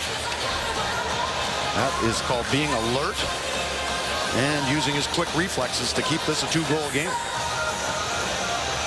Edmonton out shooting the Sharks 21-17. And the Sharks just a little too liberal with the giveaways. And of course, that's something, Jamie, that obviously the coaching staff throughout the game is communicating to the players, right? Keep it simple. I mean, earlier in that midway through that second period, the Sharks were getting outplayed. Like Todd McClellan's like, guys, get to the red line, get it deep. Let's establish a forecheck. North-south hockey. Played in by Teddy Purcell. Mirko Mueller able to slip it through all that traffic to this side for James Shepherd. Shepherd grabbed onto a bit by Pitlick, but he skates through it. That's using your speed. A great job by Shepherd. Just getting to the red line, get it deep. Go to work. Barclay Goodrow now on a line with Scott and Shepherd. With Scott in there replacing Carlson. And now it's picked up by Ben Scrivens. So really tough to keep any line together right now for Todd McClellan. With 2 forwards out, although they're from those third and fourth lines, so I guess you can keep the Thornton and Couture lines intact, right? Well, you can, yeah, you can exactly, Randy. You keep the top 2 lines intact, then you got 4 guys. You're just going to rotate them through. Someone's going to be the odd man out, but you're basically going with 3 lines. And as I said, like players like that. You just can't sustain it over an 82-game schedule. That's all.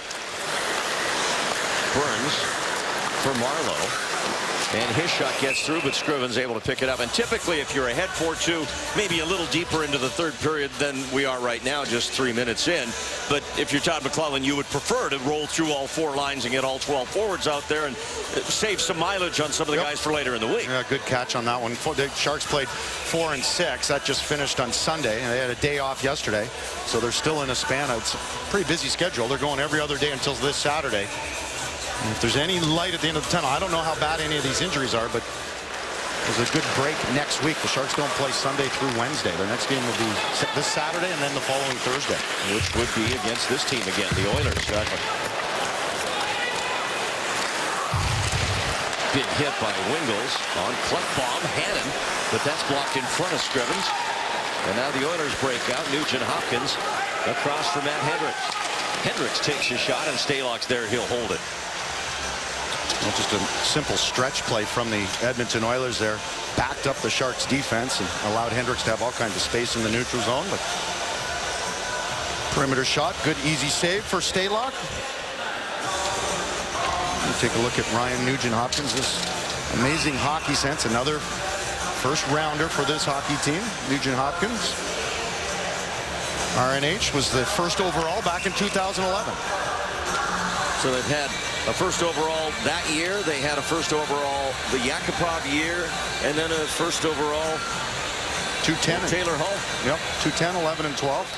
A 7th and 13, 2013, and a 3rd overall 2014. And that was Draisaitl, who we're seeing tonight wearing number 29 on the ice right now.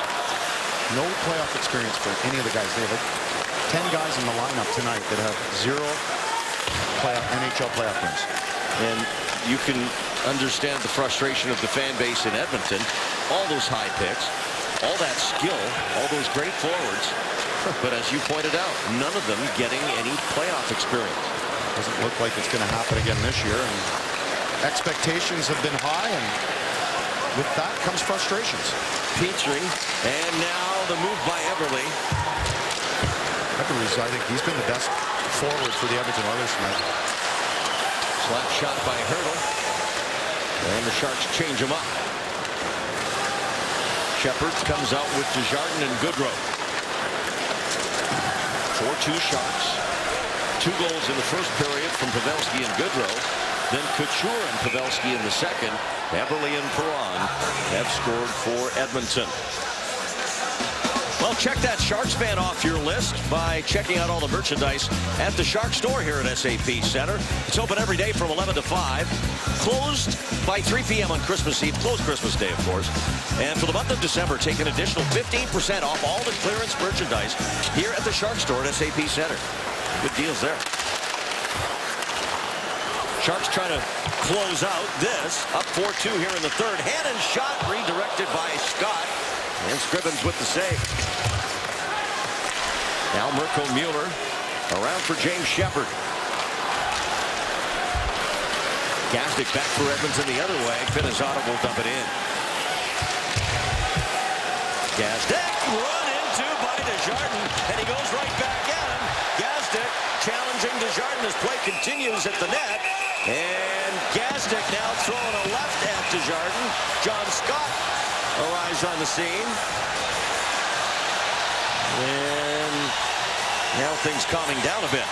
Gazdic still skating toward Desjardins. And they're sharing a few words. A little sarcasm there from Desjardins. That was a great hit. Then let's take a look at, oh, look at that. Just lowers the boom. A perfect hit. Gazdic takes exception.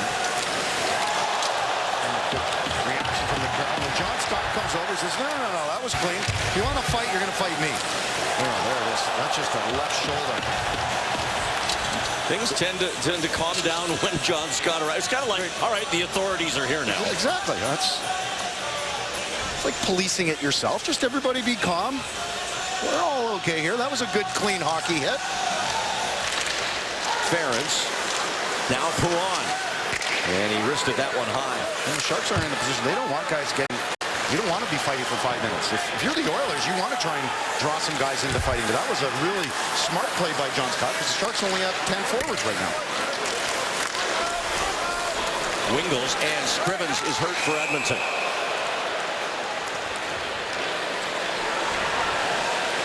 Did not see the contact, but Ben Scrivens shaken up in the Oiler crease. Well, this game has taken its toll on the Sharks first, and now on the Oilers starting goaltender. Oh, well, we're taking a look at that. Gazdic and Desjardins are going at it, and there's the stick right there. Kind of caught him underneath the mask. And it's Ference, in fact, the defenseman, who gets his stick underneath the cage of Ben Scrivens. And certainly startled him. That's Victor Faust over on the bench. I don't know, just looking at the gesture from Scrivens to the training staff, I think he's going to stay in there. If you're wondering why I'm smiling, folks, it's because there's been a little bit of trash talking going on here. Really? We've noted some of that, Jamie. And John Scott right here beside me is just calm, and it's got like a little smile, and I'm just taking it all in. The non-holiday spirit here down on the bench. Hoping that wasn't you. Dylan a shot, and Scrivens, boy, he had to be alert right off the get-go as the Sharks get a shot on goal from the faceoff. Well, that's the beauty, as you said on Sunday, of the home and home type setup. The animosity builds from game one. It carries on to game two, and it'll probably carry to a week Thursday in the third meeting between these teams, and I like the way that sets up. So do I. I think it's awesome, especially with the team that's in your division. It's great. We know that playoff rivalries create series create rivalries. Here's Perron, Taylor Hall, and his shot blocked by Burns, gets another one away, loose puck in front, Nugent Hopkins Stalock able to find it, and then he got a lucky break as the puck was still loose, but the referee lost sight and blew the whistle. RNH, as he's known, Nugent Hopkins looking for a penalty there. San Jose gets 4 guys back, and it's just kind of a loose puck. This is where you got to tie up the opponent's stick, and you can see Wingels coming all the way back. That's a good back check by Tommy Wingels. And at the same time, you can't blame Nugent Hopkins for wanting to call theirs. He got tied up. Yeah, a little bit. Good job by Stalock, holding his ground. Just 1 in his last 13 for Nugent Hopkins. Obviously relied upon to be one of the go-to guys offensively for Edmonton. Their top centerman. Hey, they're playing against 1-2 defensemen pretty much every night. A lot of people take that for granted. If you're on the third line or even second line sometimes you're going to get the other team's top deeper, but that top lines, you're playing against some of the best defensemen in the world every night. What the Oilers haven't been able to draft yet is a go-to defenseman that's on their NHL roster. They think they have one in Darnell Nurse, who they took 7th overall in 2013. He is still in the OHL, playing with Sault Ste. Marie.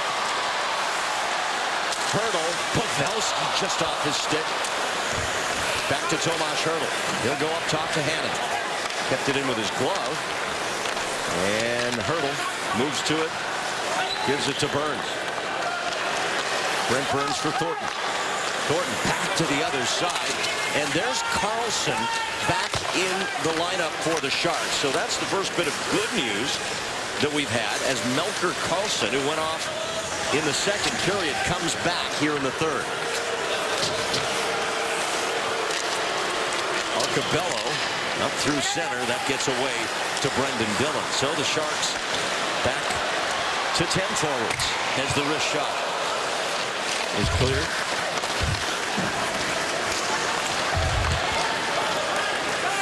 James Shepard, 11 forwards, sorry. Yeah, you got Carlson back, which is good. He just got off the shift. And James Shepard just playing smart hockey. Right there with 2 rookies, Goodrow and Carlson. Let them do the heavy lifting in the offensive zone, and he can focus on doing the heavy lifting from a defensive standpoint in the D zone. Braun. And now Goodrow can't get hold of it. Fane takes a shot that's blocked. Pavelski going to send Goodrow in. And now Joe Pavelski will get it deep into Oiler territory. 7 minutes gone here in the third period. Still a 4-2 Sharks lead. And Pavelski comes off the ice right away. He said to Goodrow, sorry about that. He tried to alley-oop the pass to him. Good communication and leadership there from Pavelski. No surprise. Hannon steered in by Scott. Scrivens keeping it away from Wingels. Pinizzotto for Edmonton. Stalock back communicating with the rookie Mueller, who plays it to Hannon. Up the near boards for Wingels. Cleared out. Those are smart plays right there. Just a reverse behind the net. Forced to rim the puck up. Wingels, what's he do? Just chips it out into the neutral zone. You get a couple of guys to change. That's just simple north-south hockey. That's how you hold a lead in the third period. Couture. And Hendricks will play it around to Petrie on the far side for the Oilers. Gazdic and Desjardins having some more words coming off after that last shift. Carlson leaned up by Nugent Hopkins. Burns bangs it ahead. Good strength there by Burns. Getting the puck to the red line and then dumping it in. Nugent Hopkins for Taylor Hall.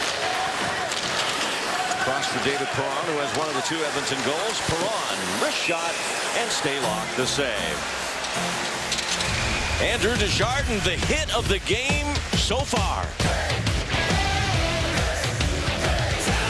Talking about how good you are. Let us check the standings in the Pacific Division, where both these teams reside. Sharks with 32 points. That's 4 behind Calgary in that 3 spot. Edmonton 19, and they're well off the pace to try and get into the postseason. Top 3 make it in each of the divisions in the West, and then the 2 wild cards with the best records of those remaining. So the Sharks right in the thick of things. As Dallas Eakins' team, well, they would just have to have as good a run positively as they just went through negatively when they lost 11 in a row to get back in it. But it is still a long year. Anything can happen. It's just the prospects for the Oilers look pretty dim right now to end a string of 8 straight seasons of not going to the playoffs. Hurdle. And now Dillon to the net. And now Everly through center for the Oilers. Everly. Schultz a shot. Everly again. Joe Thornton swings a pass wide for Hurdle. And Hurdle will play it in as the Sharks change up on the fly. Good play-by-play. I got a little distracted. Gazdic is still going at it. John Scott was in there, and there is no love lost between these teams right now, let me tell you. From what I just heard, the next 3 games are going to be fun. They are not happy down here at ice level on the bench. The good news is if you get the Oilers, they're in a position of, they're focused on going after you right now, not scoring. That's a good thing. That means San Jose's in their kitchen. Cleft bomb. Fane trying to get it flat. He does, but his shot ricochets wide, then causes some trouble for Stalock, but he covers. Again, going into tonight's game, we expected Antti Niemi to get the start, and now we're looking down at your neighborhood there, Jamie Baker and Just Gazdic. pretending I'm not there. The 2 number 20s chirping, barking. I'm not going to share what was said, but it was good. Obviously, this is a replay. Yeah. Well, that's one of the reasons you have a guy like John Scott right there. A native of Edmonton. Yeah. John Scott, born there, didn't grow up there. But at times like this, doesn't matter where you're from. Doesn't matter. That's all right.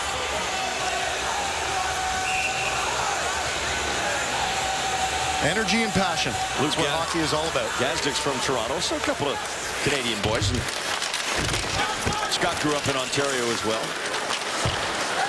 And they no doubt have crossed paths before.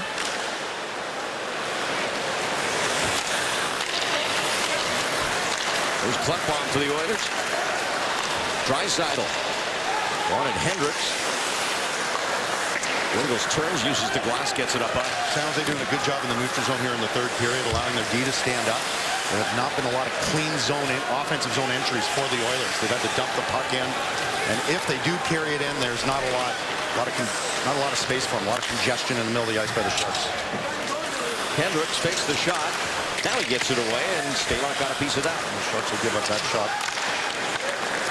Bad angle.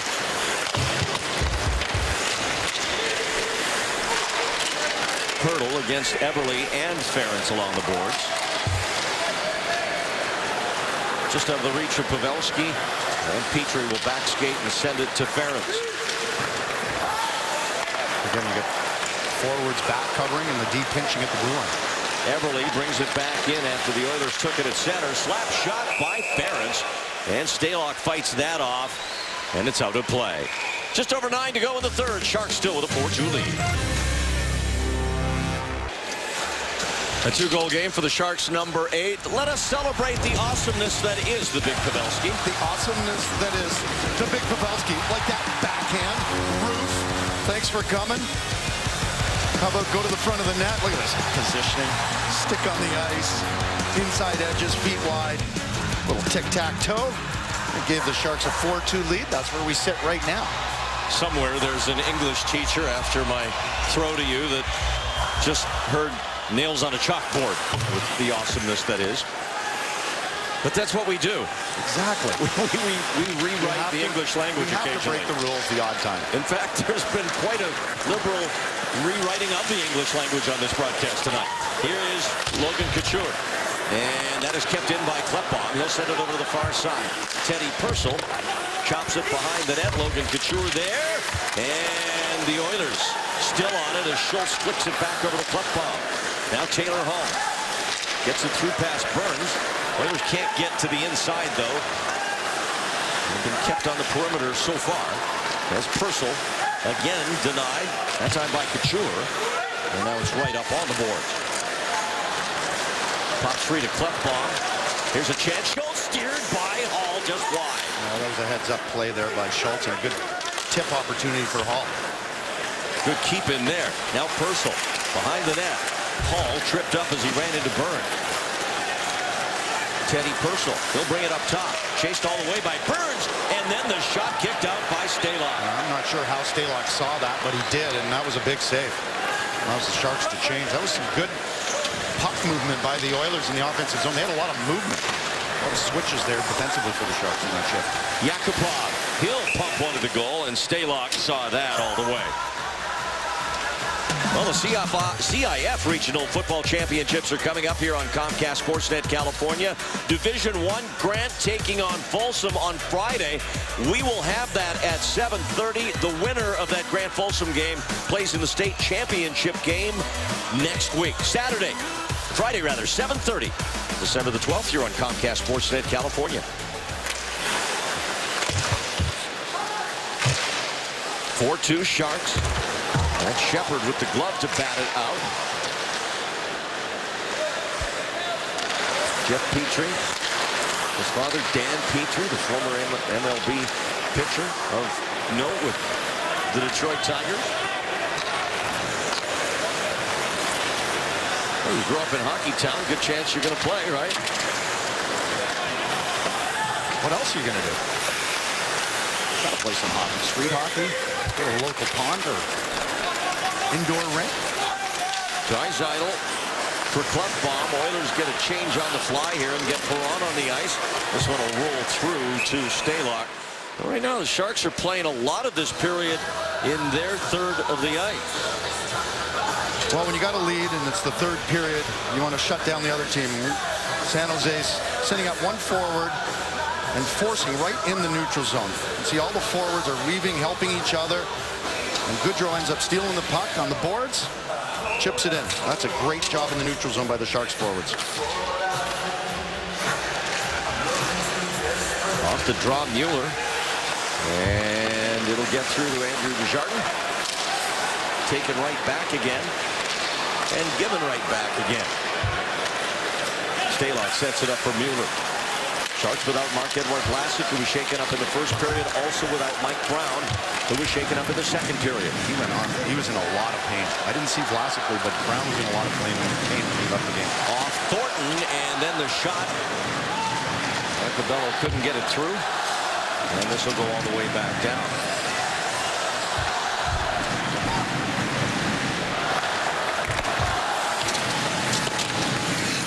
Marleau to Burns. Here's Scott Hannon, head up. Just flips one, just trying to get enough English on it to clear it, but not icing, and he just missed. He gave Wingels a chance. Wingels just hunted him down, and we've seen him on the back check tonight. Big hit last game. I mean, I know he's been scoring and getting points, and we can talk about that, and that's great, but it's all this other work that he does. And Todd McClellan used the word catalyst. Wingels is one of the main catalysts on this team, and we just saw it right there. No secret sauce of that. That's just put your head down and work hard. I love it. Mark Fane, and that's blocked by Wingels. Fane gets the rebound. Looking for Hall on that far side. Hannon cuts in front. Burns for Couture. And Wingels will spray one out to Marleau with Couture. Logan Couture gets a little ice, and then a good poke check by Andrew Ferris. Burns, score!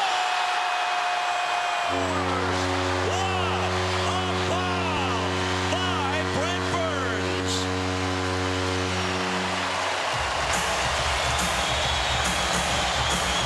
Well, that's a huge goal for the Sharks. Burns is 8th, but it gives them a 3-goal cushion here as time is dwindling down. Only 5.5 minutes left in the game. And what a bomb by Brent Burns. And Edmonton looks like they tried to clear. That cut just fooled Scrivens, but what a wrist shot from Brent Burns. Brent Burns gives the Sharks their biggest lead of the night as he booms one in past Scrivens, and it's 5-2. And anybody who already didn't have their full complement of entertainment on this evening just got it there. Great goal by Burns.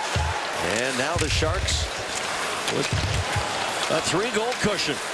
Down to 5 and change here in the third. I'm not sure if Scrivens was screened on that, but it looked like it beat him clean. Carlson, and just can't catch that give from Shepard. Brendan Dillon will leave it on the boards. And the rookie playing in his first NHL game, Melker Carlson, out there here for a shift. Heads to the Sharks bench now. Logan Couture gets the only assist on the Burns goal, his 8th of the year at 14:31. Couldn't tell from the corner whether he threw it up the boards or if that was the defenseman for the Oilers. 2-point night for Logan Couture, a goal and an assist. Pavelski has 2 goals. And the Sharks have what ought to be enough right now with just a little over 4 minutes left. Well, kudos to the 5 defensemen who have played really steady since Vlasic went down at the end of the first period. Fane for Eberle. And unless they can craft some sort of miracle here down the stretch, the Oilers are going to see their win streak end at 1. Sharks are trying to start a new win streak, and they talked this morning about getting off to a good start on this 5-game homestand. They've given Marleau an assist now on the Burns goal as well. And he's the one that set past it to Couture in the neutral zone, so I have to believe that Couture actually made that pass from the corner. Here's a chance for Couture, saved by Scrivens. Perron. Ollie just got it over the line, and Hannon will send it across. So Marleau with a 2-point game as well. A pair of helpers for number 12. And he, with 27 points, leads the Sharks this season. Keith Ollie. And you can see the Oilers have sagged a little bit since that 5th goal. Yeah, they don't have the same amount of energy. And San Jose, you talk about sagging, they're doing the same thing, but in the neutral zone. They were in a 1-2-2. They had all 5 guys in the neutral zone. There's nothing there. They're basically telling the Oilers, listen, if you want to get the puck in the offensive zone, you have to dump it, and we've got everybody back. Good puck movement there. Dillon to Braun, up the boards, and then a hit by Ollie on the rookie Carlson, who pops right back up. Purcell a shot. This one will stay into Schultz.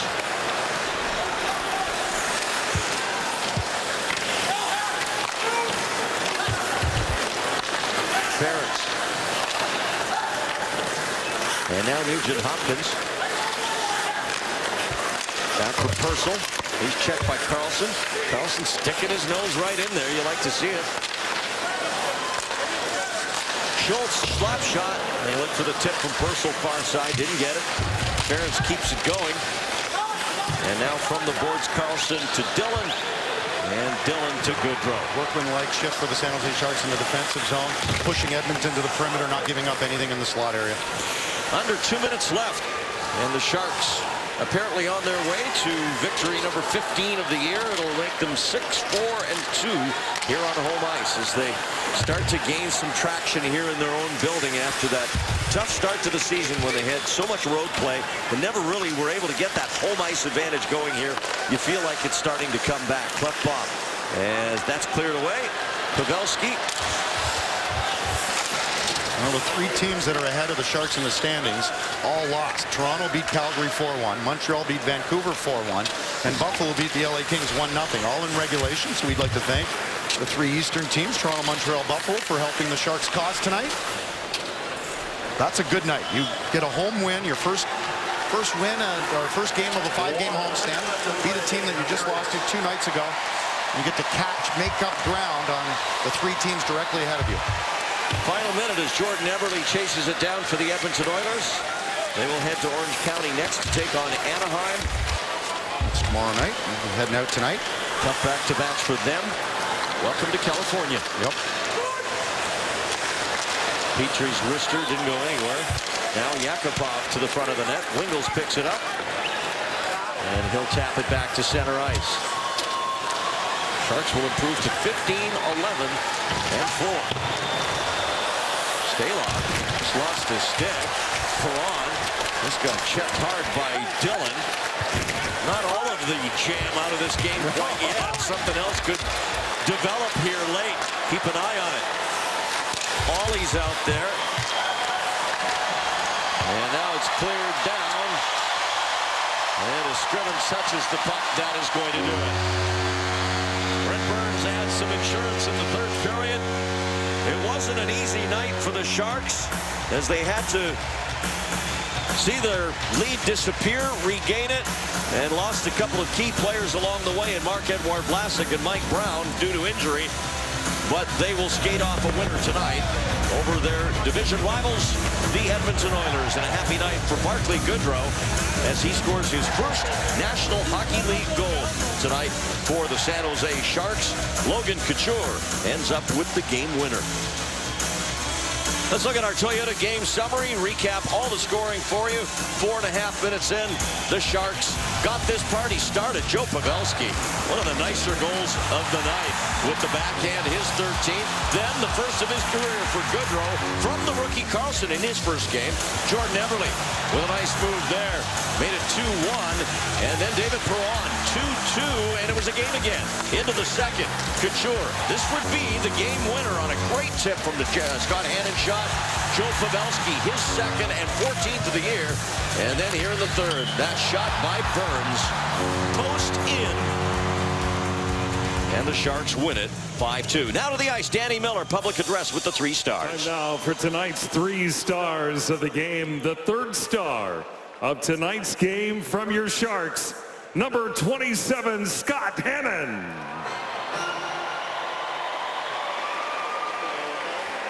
The second star of tonight's game from your Sharks, number 8, Joe Pavelski. And the number 1 star of tonight's game from your Sharks, number 32, Alex Stalock.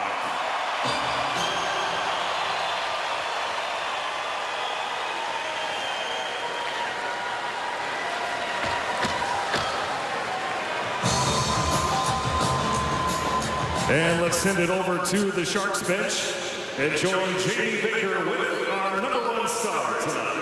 Well, you guys talked about it yesterday. You talked about it this morning. You wanted to get off to a good start on this homestand. You got to feel real pleased with the team effort tonight. Yeah, absolutely. We got the first 2 tonight, and I think that made a big difference. It got us going, and it's a good sign. You're up 2-0. You give up 2 late goals in the first period. What was the talk in the locker room in preparation for the second period among the team? Just get back to the game plan and, move north and not move, back. And we came out and we did that, and we played fast hockey, made crisp plays, and, it shows on the scoreboard. Vlasic didn't come back after the first period. Does the strategy change from your standpoint as a goalie, knowing the top defenseman's out, you're down to 5 defensemen? Maybe more whistles. The more whistles, a little more breaks for the guys. But they were shuffling through lines quick, so that helps a ton when they're moving through and everybody's playing. Great game tonight. Congrats on the first star. More importantly, congrats on the win. Thank you. Alex Stalock, the winning goaltender tonight as the Sharks beat Edmonton. Final score, Sharks 5, Oilers 2. And Sharks post-game live starts right after this.